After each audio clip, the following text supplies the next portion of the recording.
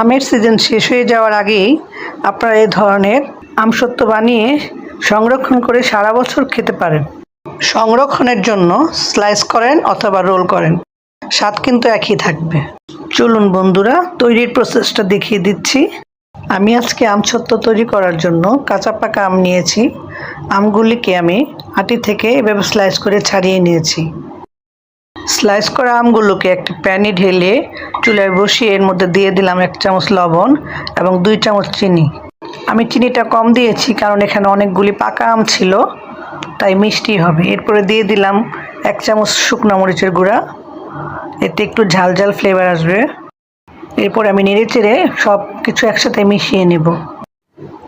এই অবস্থায় চুলার জাল কম রেখে আমগুলোকে সিদ্ধ হওয়ার জন্য ঢাকনা দিয়ে ঢেকে দেব।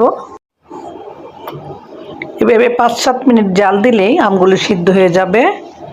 এরপর আমি এতে দিয়ে দিব 2 চামচ বিট লবণ এবং বিট লবণ দিয়ে আমি ভালোভাবে নেড়ে চেড়ে মিশিয়ে নিব।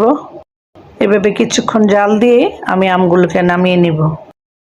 আমগুলো ঠান্ডা হয়ে আসলে আমি একটা ব্লেন্ডারে আমগুলোকে ঢেলে মিহি পেস্ট করে নেব। আমগুলো সব পেস্ট হয়ে গেলে আমি একটা ট্রেতে সামান্য তেল ব্রাশ করে নিয়ে শুকানোর জন্য আমি পেস্টগুলোকে ট্রেতে ছড়িয়ে দিব। একটি চামচের সাহায্যে আমি আমের পেস্টগুলোকে ট্রেতে সমানভাবে ছড়িয়ে নিচ্ছি।